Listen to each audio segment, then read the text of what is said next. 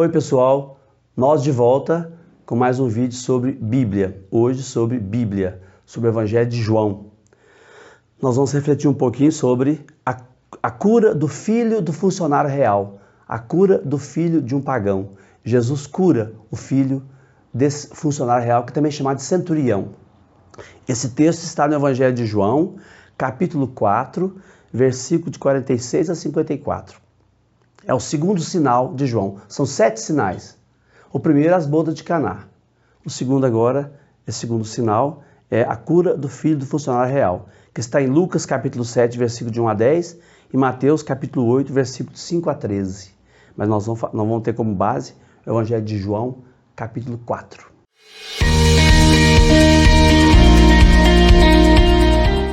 Esse primeiro sinal, aliás, segundo sinal, é a cura do filho do funcionário real, um funcionário do rei, que em outro evangelho chama de centurião. Centurião quer dizer, é um homem que comanda 100 soldados. Centúria quer dizer 100, né? 100 soldados romanos. O primeiro sinal disso foi as bodas de Caná, né? É o primeiro sinal no evangelho de João. São 7, um total de 7, quer dizer, de plenitude, né? O sétimo é a ressurreição de Lázaro, que a gente vai ver ainda, né? É o máximo da atuação de Jesus, né? Esse sinal da cura do filho do centurião, um evangelho fala servo, outro fala filho, né? Ele acontece em Caná da Galileia. A palavra Caná, aí vem bodas de Caná. Caná em hebraico significa adquirir. Adquirir um povo como esposa de Jesus, né? Como comunidade, como igreja, né? Porque no Antigo Testamento Deus é o esposo. O povo de Israel é a esposa. Então o povo de Israel às vezes é uma esposa adúltera, viúva, fiel. É o povo que é a esposa. Na igreja cristã, Jesus é o esposo. A comunidade cristã, a igreja, é a esposa. Então Caná significa adquirir, né? Nesse sinal, com esse pagão, Jesus adquire os pagãos para fazerem parte da igreja. Então assume os pagãos como esposa. Esse menino, filho do funcionário real, outro evangelho fala de servo, significa os pequenos, os pobres, aqueles que têm a sua vida restituída por Jesus. É esse menino, né? Pagão. Enquanto nas bodas de Caná faltava vinho, que era o primeiro sinal, neste sinal falta a vida. Onde falta alguma coisa ou alguém, Jesus chega e completa. No primeiro sinal, nas bodas de Caná, os discípulos acreditam em Jesus. Agora é o pagão que acredita em Jesus, que aceita Jesus. Pagão era aquele que não era judeu. O judeu chamava todos os povos que não eram judeus de pagãos. Então os pagãos não prestavam, os deuses dele não prestavam, eram falsos. Só o que era judeu que era bom. Até hoje Israel é assim, né? Israel acha que é o máximo, né? E na verdade não é, né? Os cristãos deviam ver o exemplo do mestre para a boa convivência entre os que vinham do judaísmo e os que vinham do paganismo. Muitos judeus se converteram a Jesus. Muitos pagãos se converteram a Jesus. Então, o evangelho coloca Jesus tendo boa convivência, admirando os pagãos, para que os cristãos, ouvintes do evangelho, também respeitem os pagãos, respeitem os estrangeiros, respeitem aqueles que vieram do paganismo para dentro da igreja.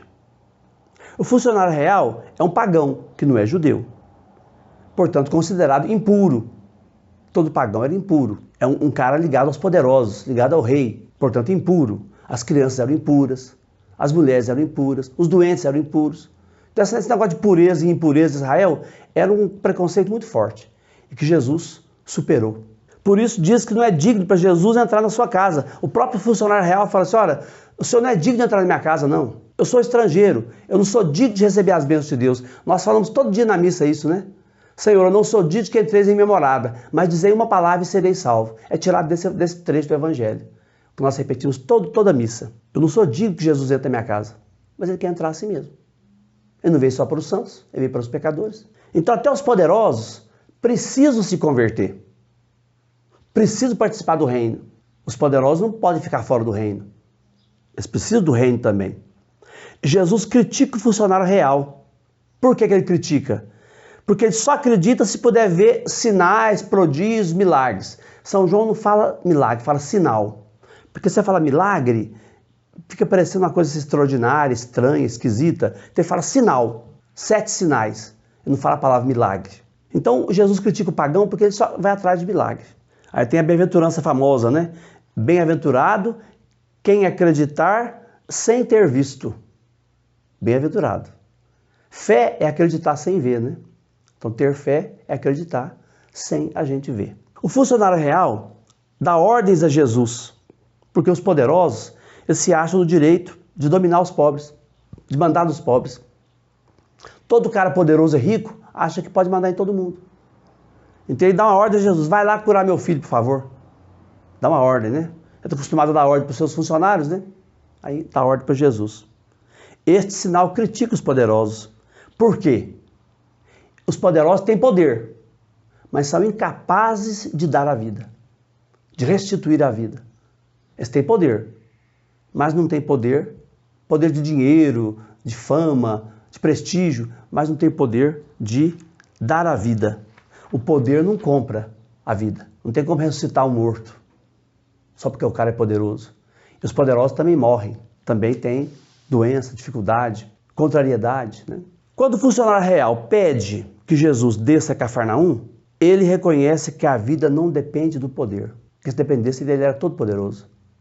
A vida, quando ele pede, Jesus vai lá, ele sabe que é Jesus que restitui a vida. Porque a vida, quem tem poder, não consegue restituir. Lucas mostra que o funcionário real, o chamado centurião, era estimado pelo povo. Até tinha feito uma sinagoga para eles, para os judeus. Então, é sensível com o seu escravo.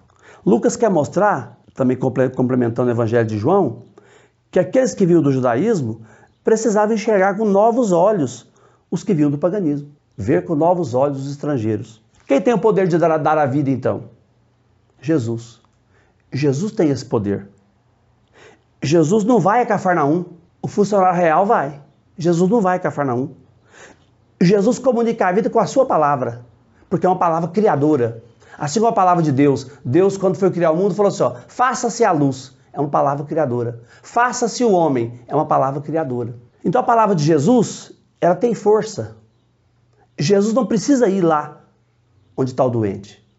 A palavra dele tem força. Isso é para os evangelistas falam assim, porque os seus ouvintes, né, da comunidade cristã falavam assim, mas nós não conhecemos Jesus pessoalmente, por que eu tenho que acreditar nele? Eu não conheci Jesus. Aí os evangelistas falam, tem que acreditar pela palavra, mesmo sem a presença física dele, mas é a palavra dele que tem força. Então, para ter vida, é preciso aderir, aceitar a palavra de Jesus. O poder dos poderosos é um poder de morte, porque eles matam Jesus e podem matar quem eles quiserem. Então é um poder de morte. O poder de Jesus é um poder de vida. Então o menino, ou servo, recupera a saúde e a vida na mesma hora em que Jesus morre na cruz. A sua morte é fonte de vida. Naquela mesma hora, ele ganhou a vida. O funcionário real e a sua família acreditam em Jesus. Esta é a função do sinal, ou do milagre, né? Que todos acreditem que Jesus é o Cristo, Filho de Deus. Essa é que é a função do sinal. E Jesus ficou admirado com a fé daquele funcionário real. Quer dizer, Jesus também valoriza os pagãos. Tem muitos pagãos de boa vontade. Aí o pagão se converte a Jesus. Pronto, está realizado bem o sinal de vida de Jesus. Por hoje é só. Um abraço, fiquem todos com Deus.